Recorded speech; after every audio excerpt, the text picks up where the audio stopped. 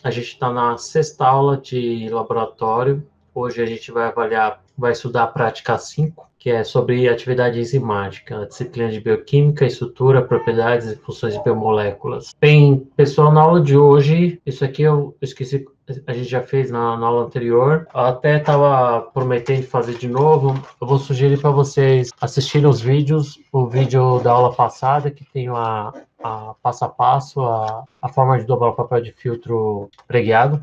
E sugiro que vocês, quem tiver interesse em entrar na área, porque isso aqui é bastante usado, na verdade, em laboratório de química. Mas laboratório de biologia, laboratório de materiais, laboratórios de física, talvez, acho que não muito. Mas bioquímica, química, materiais, usa bastante papel de filtro para fazer filtrações simples. Então, acho que isso vai ser interessante para vocês.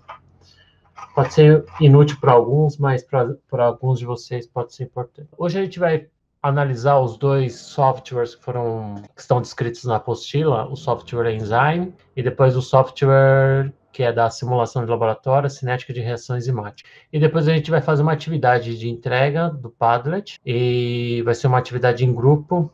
Um membro do grupo deve estar usando o computador para a gente conseguir fazer a atividade, tá? Não dá para fazer só pelo celular. Isso aqui a gente já fez? Então vamos já direto para o software Enzyme. O link está aí no chat. É um site da Unicamp, de objetos de aprendizagem da Unicamp, tecnologias educacionais. Esse software ele precisa de um plugin do Flash para funcionar. E quem habilitar, vocês têm que habilitar o Flash, deixa eu mostrar como que faz. Se vocês estiverem usando o Google Chrome, tem esse cadeadinho e vocês precisam habilitar esse plugin aqui que é o Flash, o Adobe Flash. Deixa eu ver se vai aparecer de novo.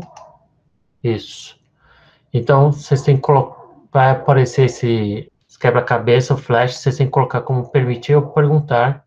E aí vocês recarregam a página, que aí vai aparecer essa tela aqui para vocês. Desculpa a pausa, pessoal. A gente tem essa ferramenta, na verdade, é mais para ajudar no entendimento de alguns conceitos, principalmente das duas últimas aulas teóricas. Podia ter dado as aulas teóricas usando esse aplicativo. Primeiro fala sobre estrutura e função de enzimas, e outra de cinética enzimática que tem muito a ver, muita coisa parecida com o que a gente viu na última aula teórica. Vamos primeiro explorar aqui estrutura e função. Então, esse software tem várias ferramentas, textos, imagens, animações, simulações e até uma provinha aqui. Se você clicar em textos, vai ter vários cards aqui explicando alguns tópicos de estrutura e funções de enzimas, um relacionando aos aspectos cinéticos, né? Então, relacionando a termodinâmica, energia livre, e outro aos aspectos cinéticos da aumento da velocidade de reação. Aqui ele aborda de uma maneira diferente, tá? Então, aqui você pode, ao mesmo tempo que você vai lendo, você pode clicar para visualizar algumas figuras ao longo do texto. Então, o que tiver escrito em roxo, geralmente vem acompanhado algum link, que pode ser alguma animação ou alguma figura. Então, aqui ele fala um pouco sobre para que servem enzimas, na introdução. Depois vai falar um pouco sobre energia livre, a importância de você interpretar uma curva de uma reação, uma coordenada de reação. Nesse caso aqui, ele está abordando o aspecto estatístico de uma reação. Então, aqui, ele está abordando a energia contida nas moléculas de um reagente, espalhados, né, aqui a área aqui seria o número total de moléculas. Algumas moléculas têm uma energia menor, algumas moléculas têm uma energia maior, mas a grande maioria engloba nessa faixa de energia. Por que ele explica desse jeito? Para mostrar depois como que a reação pode ter a velocidade aumentada, né?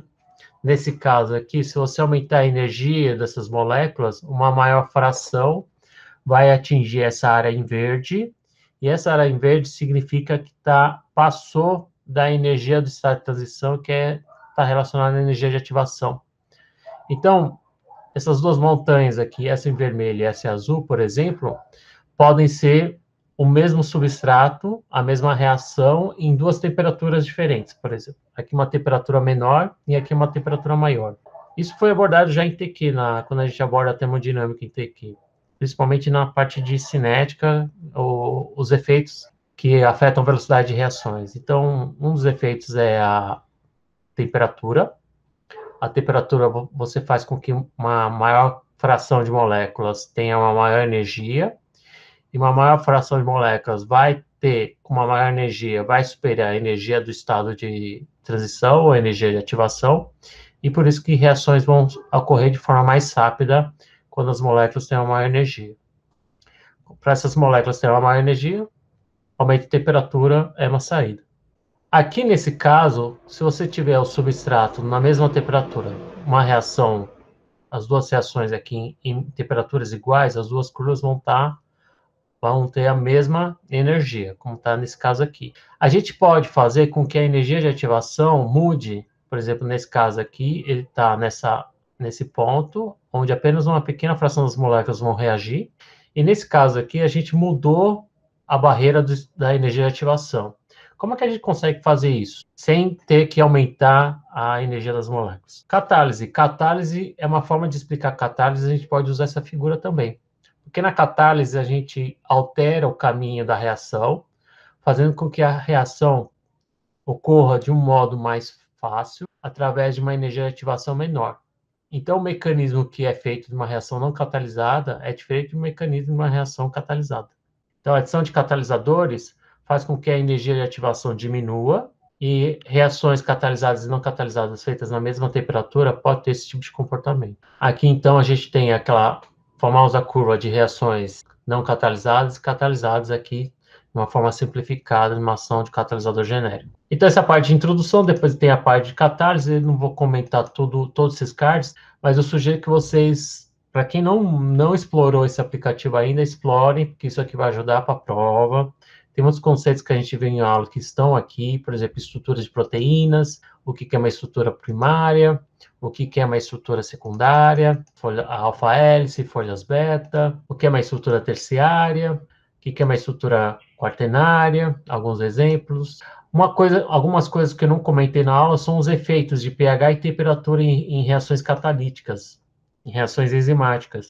Muitas enzimas possuem pHs que a gente chama de pH ótimo, ou seja, o pH em que a atividade da enzima é a mais alta. Se a gente olhar nesse gráfico aqui, a gente tem uma escala de pH relacionando com a atividade da enzima. Dependendo da enzima, ela pode apresentar faixas de pH em que a atividade é maior. No caso da pepsina, que é uma enzima encontrada no estômago, como o nosso estômago possui um pH ácido, a atividade dela vai ser maior nessa faixa de pH, pH 2. A tripsina, que é uma protease, ela possui um pH ótimo na faixa de 7. E a fosfatase alcalina, que tem uma outra atividade, catalisa uma determinada reação que eu esqueci, ela tem uma maior eficiência em pH básico.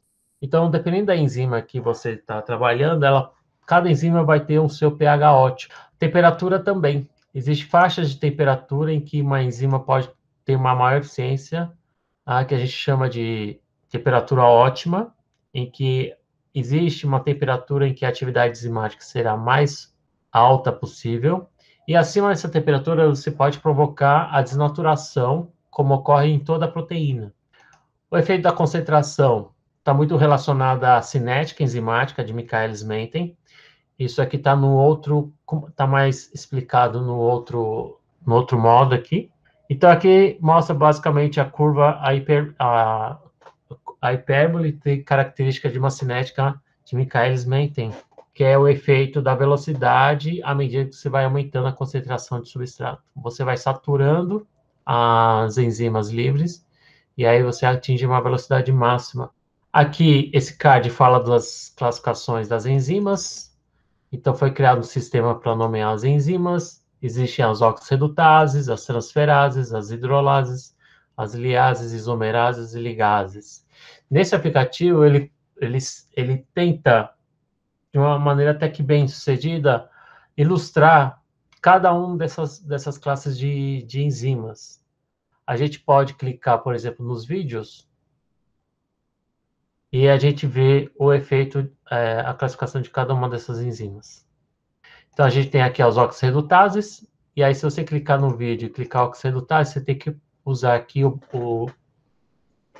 controle multimídia. Então, se você usar play, É meio difícil usar essa simbologia aqui, porque muitas vezes quem está vendo isso pela primeira vez não sabe o que é o verde, o que é o roxo, o que são essas bolinhas, né? Mas para ilustrar, provavelmente essas bolinhas são elétrons que estão sendo transferidos desse reagente para o outro, e a enzima catalisa essa transferência de elétrons do roxo para o verde. Então, esse roxo provavelmente é um agente redutor, que sofre oxidação, e esse agente verde aqui deve ser o agente oxidante, que é o elemento que sofre redução.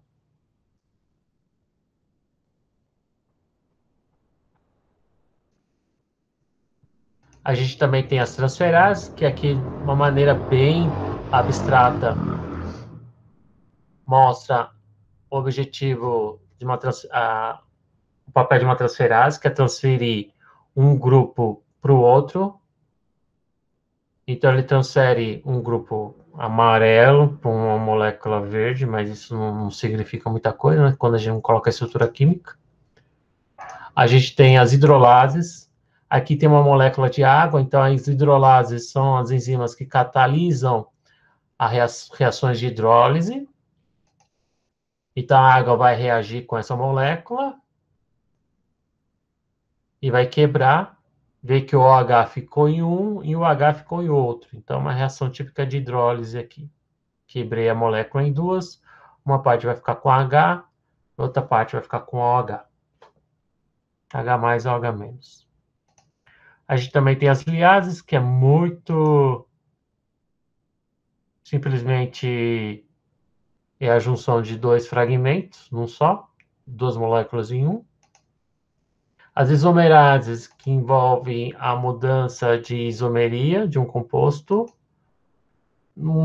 Essas animações são legais, mas, assim, tem que ver também através de estruturas, né? Se colocar só esses objetos aqui, fica meio difícil de visualizar, principalmente usando estruturas químicas.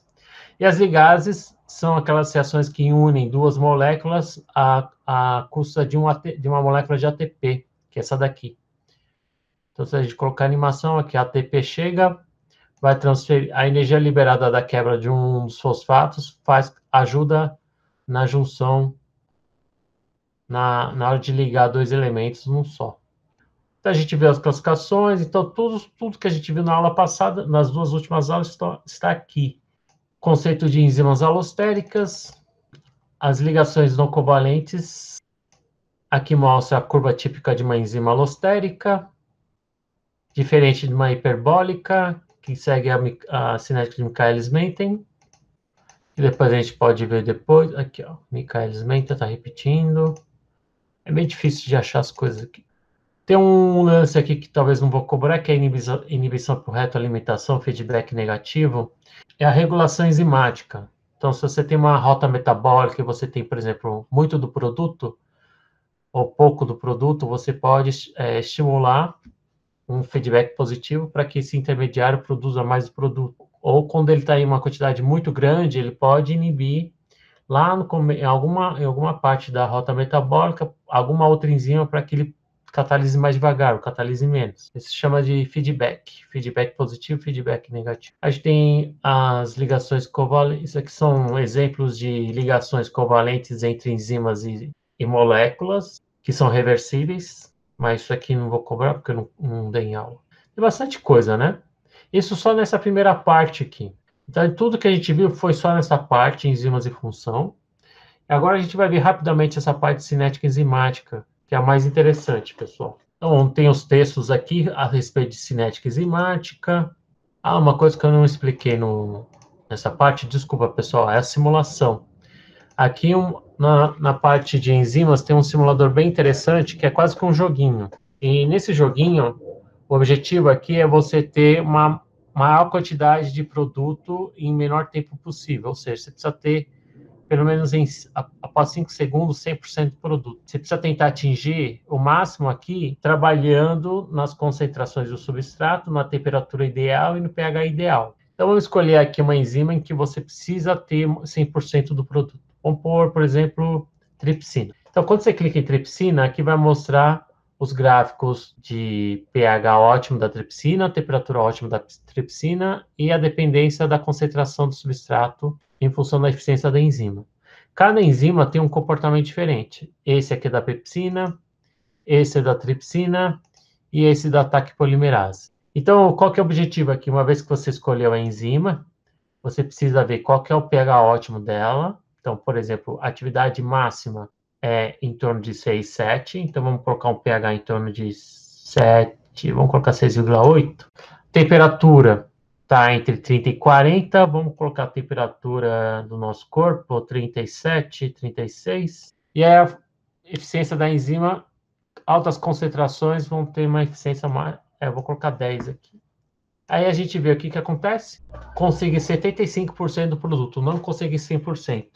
Então, algum parâmetro aqui que eu fiz no visual, vou ter que melhorar. Por exemplo, vamos colocar um pouquinho mais alto aqui, mexer um pouco aqui e ver o que acontece.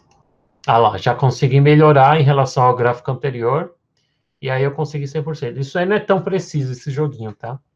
Vamos ver o que acontece se eu coloco tudo lá no alto. Aí eu vou ter essa linha em amarelo, mostrando que não houve nenhuma formação de produto, porque coloquei parâmetros muito fora dos parâmetros ideais da tripsina. Então, pôs um pH muito básico, não vai ter atividade. Pôs uma temperatura que desnatura tudo, ok? Então, você pode ter esse tipo de... Pode trabalhar trabalhando com os valores de pH e temperatura, você tenta chegar ao 100%. Esse é o objetivo desse jogo. Então, eu sugiro que depois vocês tentem achar quais que são os parâmetros ideais da TAC polimerase e da pepsina. Aqui na cinética enzimática, a gente tem algumas imagens para ajudar a ilustrar. Então, esse aqui é a curva de Michaelis-Menten. A gente tem a constante de Michaelis-Menten, que equivale numericamente à concentração em que a velocidade é a metade da velocidade máxima. Então, se você interpolar aqui na curva, esse valor aqui de concentração é numericamente considerado como a constante de Michaelis. Essa aqui é a equação que foi deduzida na aula passada, a equação de Michaelis-Menten. A gente tem o gráfico de duplo recíproco. Esse gráfico de duplo recíproco pode ser facilmente deduzida se você inverter os dois lados da equação de Michaelis-Menten. Então, se você invertendo esse lado aqui, vai dar 1 sobre V0. Invertendo isso daqui, a gente troca o denominador pelo numerador. E aí a gente separa essa soma em duas frações. E aí você tem, cancela aqui a concentração de substrato.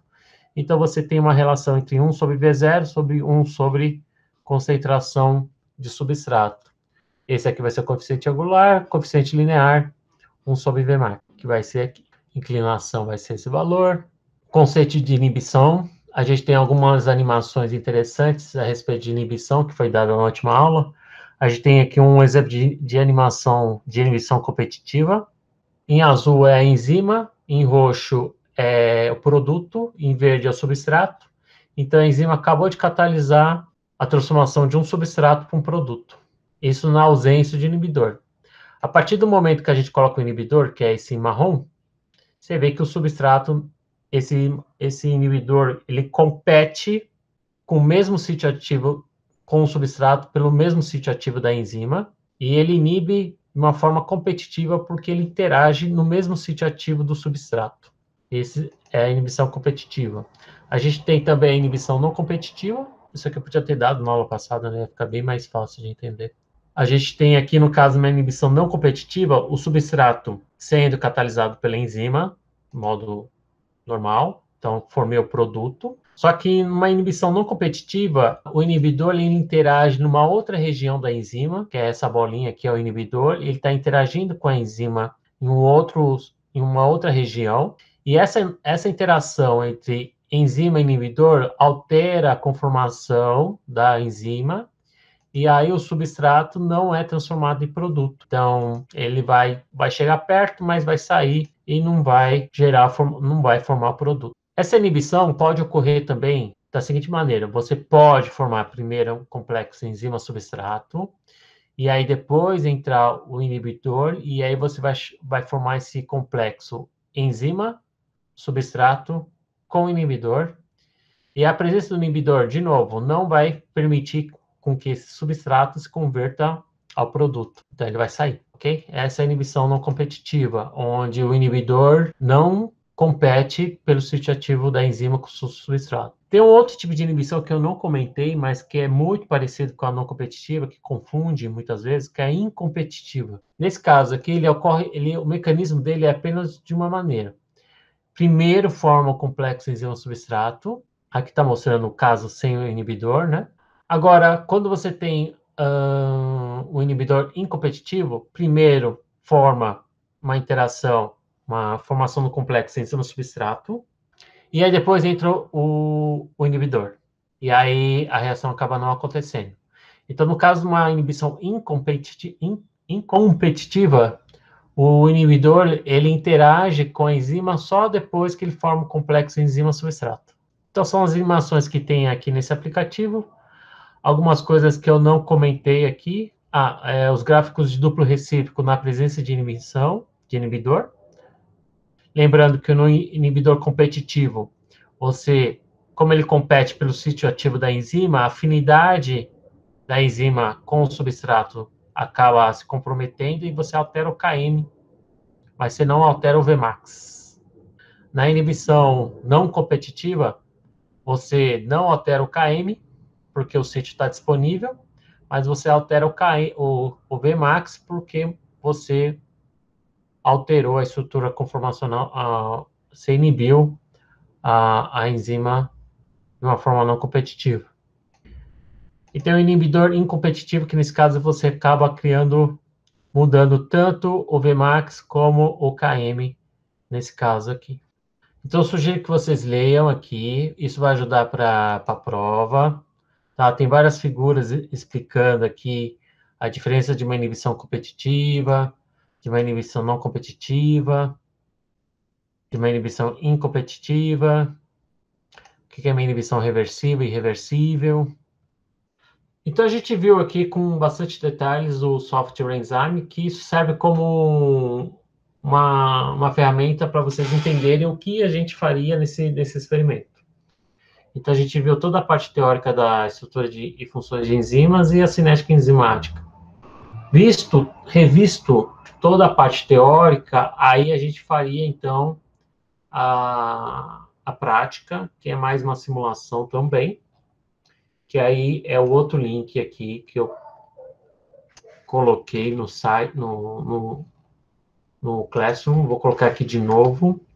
Nesse caso aqui, esse material é meio chato de instalar, porque ele não tem online e você precisa fazer um pré-cadastro para você poder acessar esse material. Então, acessando esse material, você vai cair nessa tela aqui, que eu vou ter que parar. Então, se vocês conseguirem instalar, descompactar a pasta, carregar o arquivo executável, você vai cair nesse Flash também, né? Um Shockwave Flash, que é um aplicativo antigo. Aqui fala mais ou menos uma introdução bem curta, né? Para que servem as proteínas, qual a função delas. Elas têm a função de aumentar a velocidade de reações que ocorrem no nosso organismo de uma maneira muito mais rápida se não tivesse o catalisador. São processos vitais que a gente precisa para sobreviver. Os objetivos desse programinha é você tentar simular, o programa tenta simular experimentos, principalmente de medição de velocidade de reações enzimáticas, como que a gente faria essas medições de velocidade no laboratório, e estudar o efeito da presença de inibidores competitivos e não competitivos nessas reações. Então vamos direto para o primeiro experimento. Quem tiver com ele aberto pode acessar também. Quem não tiver, acompanha aqui, depois vocês tentem usar depois da aula, tá, pessoal? Recomendo fortemente que vocês explorem esse aplicativo depois da aula, quem não está conseguindo acessar agora. Então, a gente tem aqui uma bancada bem simplesinha, uns frascos coloridos, parece cano de escapamento colorido. Aqui a gente vai adicionar o substrato. Então, colocando o mouse perto aqui do becker gigante, a gente tem parece uma estaca aqui, mas acho que é para simular uma pipeta. Cliquei, a princípio tem o substrato aqui e coloco aqui no tubo. Ok, agora ele está pedindo para arrastar a enzima até o tubo de ensaio. Então, de novo, passando o mouse por cima, aparece a estaca de novo, pipeto e joga aqui dentro. Óbvio que você não pode encostar no líquido, tá, pessoal? Pipetagem, técnicas de pipetagem é importante, pessoal. Você não pode contaminar, principalmente ensaios bioquímicos, tá cheio de detalhes, pessoal. Um dos detalhes é você não pode enfiar o tubo lá dentro. Você pode escorrer pela parede do tubo. Pronto. Uma vez que eu coloco a enzima, na verdade a reação já está acontecendo, mas como é um simulador, então eu posso cronometrar e começar agora. Eu quero que reaja a partir de agora. Então vai reagir por 10 minutos.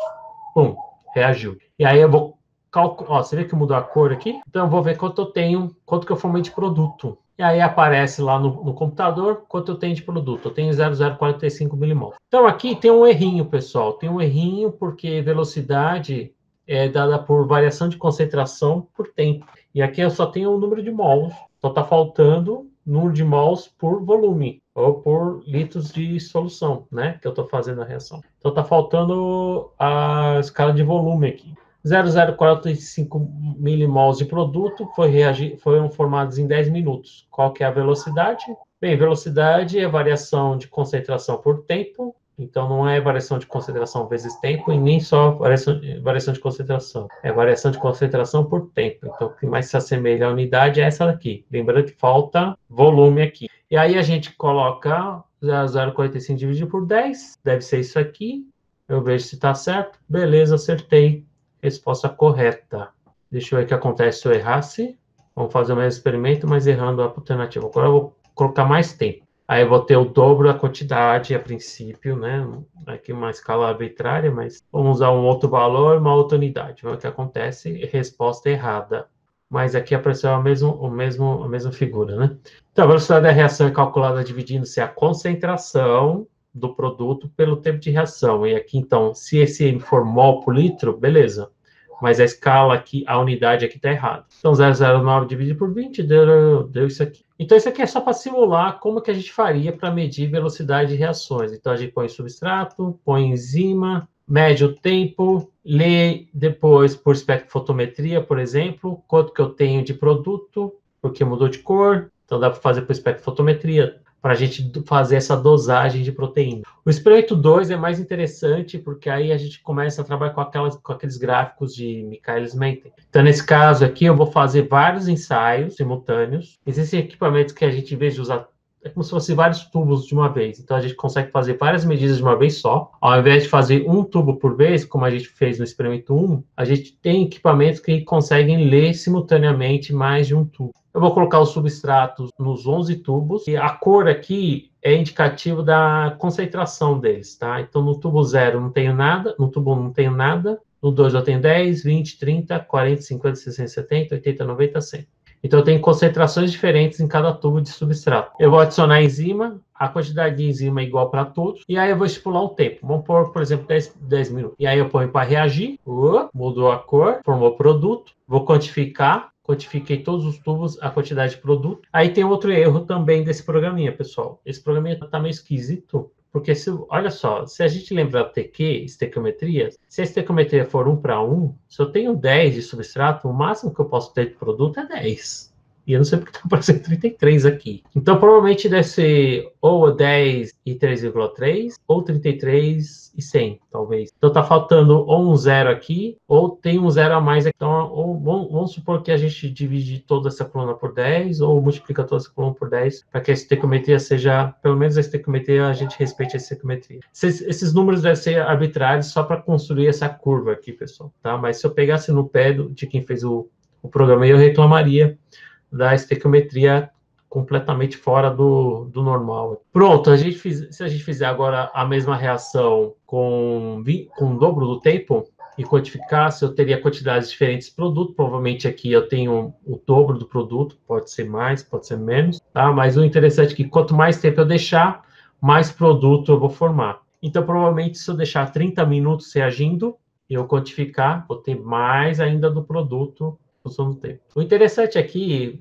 para verificar, esse gráfico ainda não é um gráfico de Michaelis-Menten. Aqui eu estou relacionando a concentração de produto por concentração de substrato. Então, perceba que no começo, quando as concentrações dos substratos são baixas, eu tenho uma variação maior de formação de produto. À medida que a concentração do substrato aumenta, eu tenho o efeito de saturação da enzima, e aí a quantidade de produto formada no mesmo tempo percorrido são quase iguais, né? É só para ilustrar isso. Então, que em concentrações elevadas de substrato, eu atinjo um patamar de formação de produto, em função do tempo, óbvio. E se a gente plotar, então, o gráfico de velocidade, aí sim, quando você tem a curva de velocidade por concentração de substrato, você tem aquela curva característica de Michaelis-Menten, que é uma hipérbole. Só isso, esse experimento 2.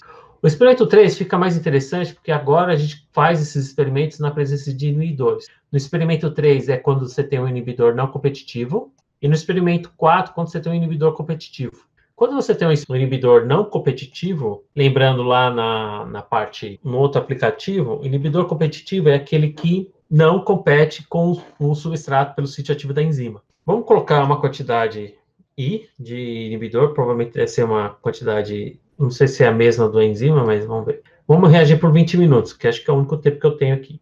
Aí a gente tem, então, vou reagir agora, fiz o mesmo ensaio anterior, só que agora na presença de inibidor, e aí eu vou dosar. Ó, perceba agora que os valores aqui ficaram menores. Por que estão menores a quantidade de produto? Porque você adicionou uma coisa que inibe a enzima. Então, a quantidade de produto vai diminuir.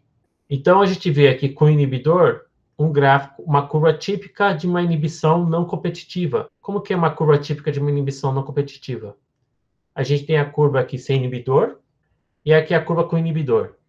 Como que eu sei que esse inibidor é não competitivo e como que eu sei que ele é não competitivo? Por causa do valor do Km e por causa do valor do Vmax. O Vmax ficou bem mais baixo que antes e o Km ficou praticamente igual. O que é o Km mesmo? É o valor aqui do eixo X quando a velocidade é metade da velocidade máxima. Então, se a velocidade máxima aqui sem inibidor é em torno de 8, o Km vai ser mais ou menos aqui. Em torno de 12, talvez. E se você fizer com o inibidor não competitivo, o Vmax aqui está em torno de 5, e aqui vai dar 2,5, vai dar um valor muito parecido também, praticamente igual. Tá? Então, o Km fica igual e o Vmax varia quando você tem uma inibição não competitiva. É isso que ele quis mostrar nesse experimento simulado. Agora vamos fazer o experimento agora na presença de um inibidor competitivo, que vai competir pelo sítio ativo da enzima. Bom, tenho aqui valores de concentrações variadas. Aí eu ploto o gráfico de velocidade. E aí eu vejo que o Vmax ficou muito próximo do que o sem inibidor. E o Km mudou. Enquanto que o Km desse era mais ou menos aqui, o Km agora com o inibidor ficou mais à direita. Então você aumentou o valor de Km, ou seja, você diminuiu a afinidade do substrato pela enzima. Por quê? Por causa do inibidor competitivo, que está competindo pelo sítio ativo da enzima. Então, quando você tem uma curva em que o Km variou, aumentou, e o Vmax quase se manteve, é um exemplo que você teve uma inibição competitiva. Aqui você pode brincar com mudando a quantidade de inibidor, por exemplo, e ver o que aconteceria. Tá? Você vai ter dados menores, né, de produto, porque você está jogando mais inibidor.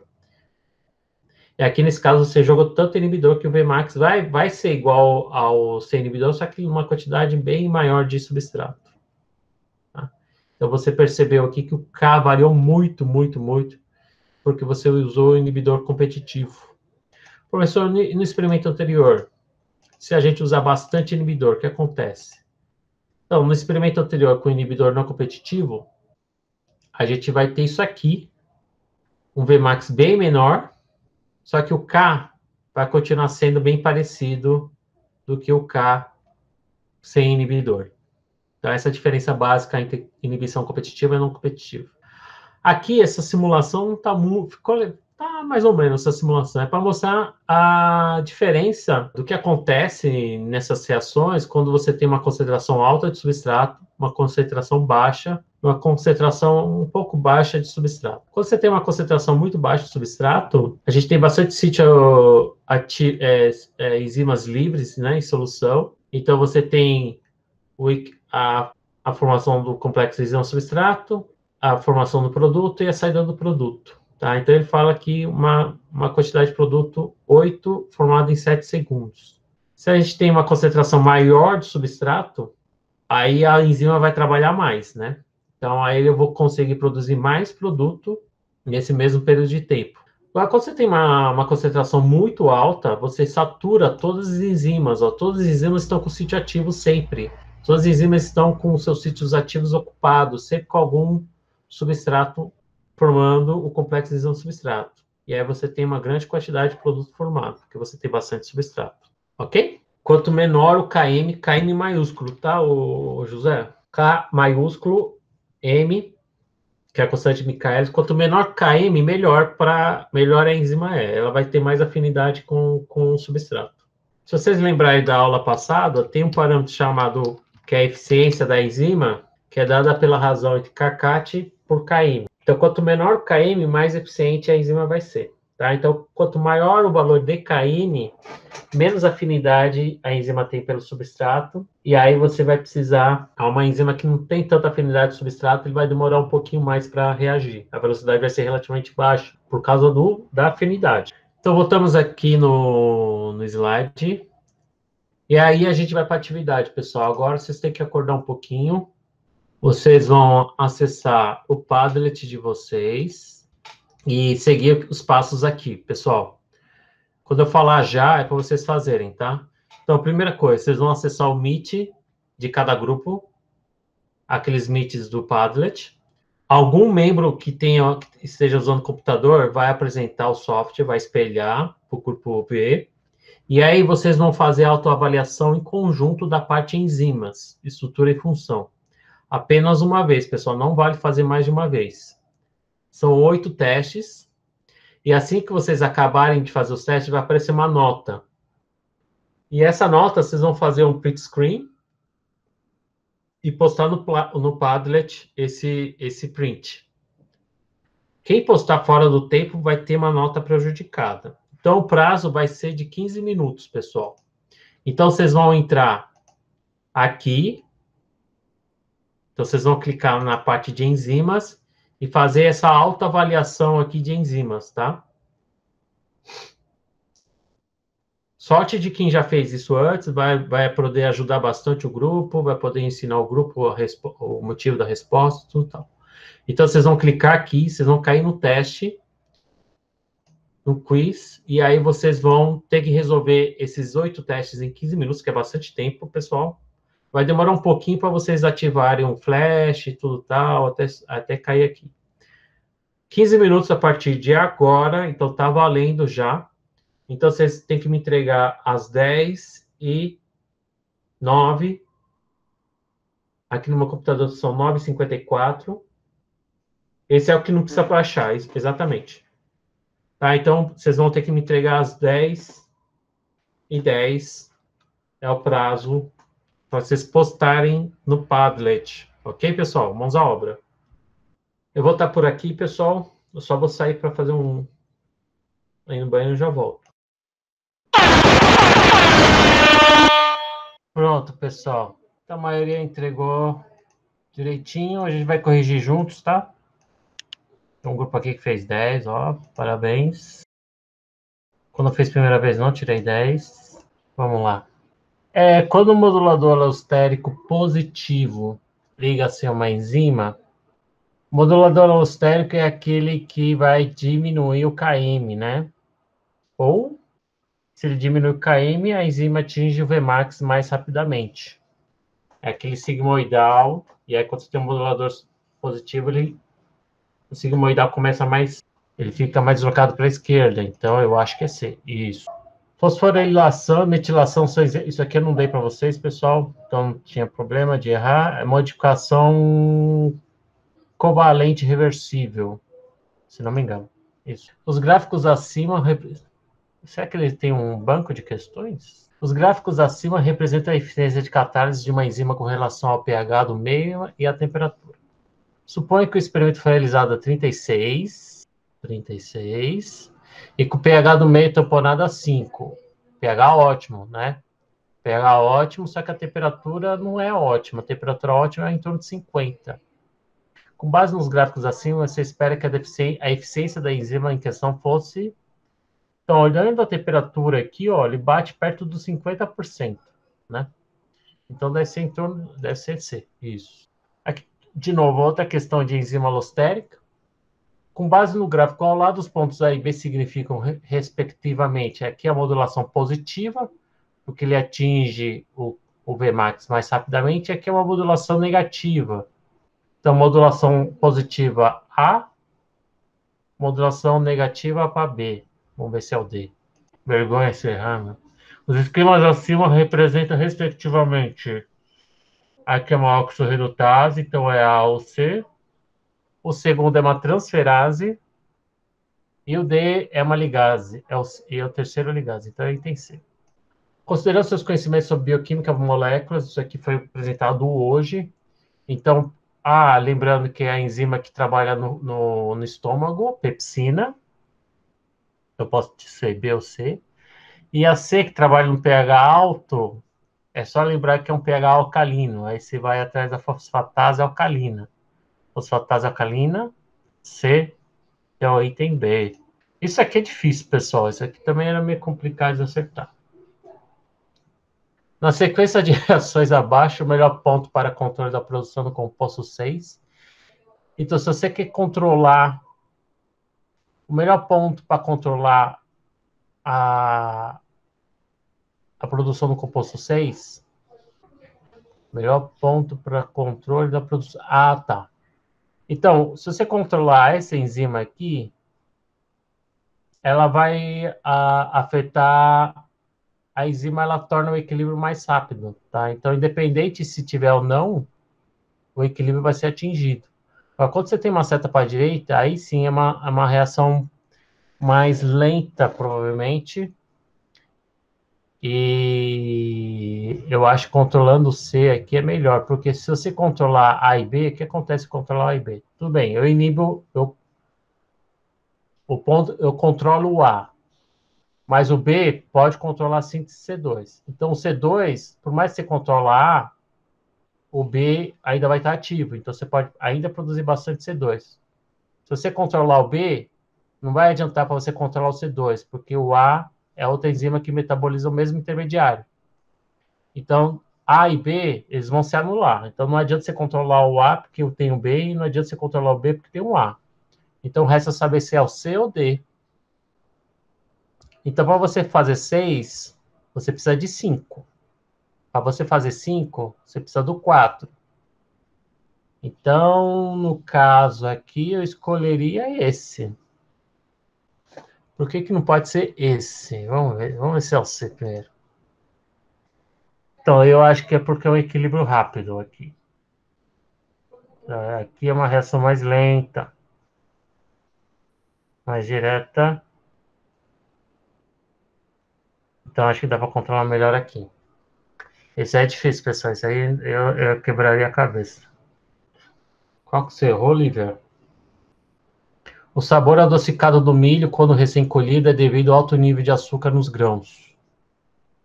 Essa me matou. Tá, do reversível, reversível.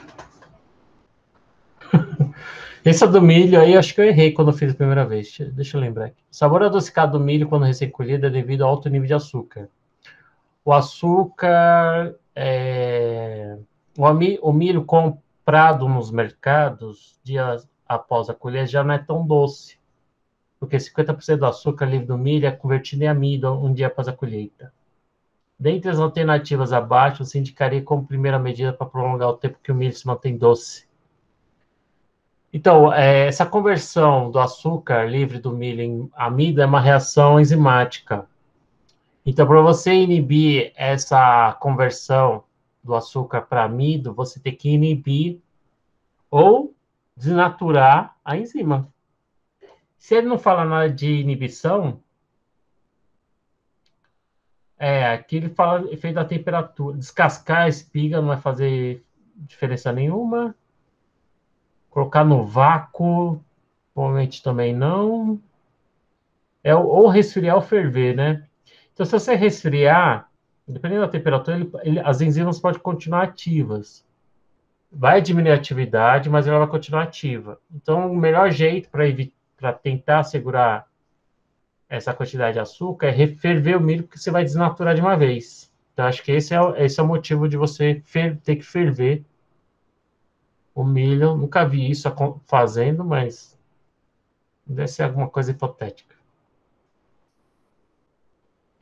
Ok?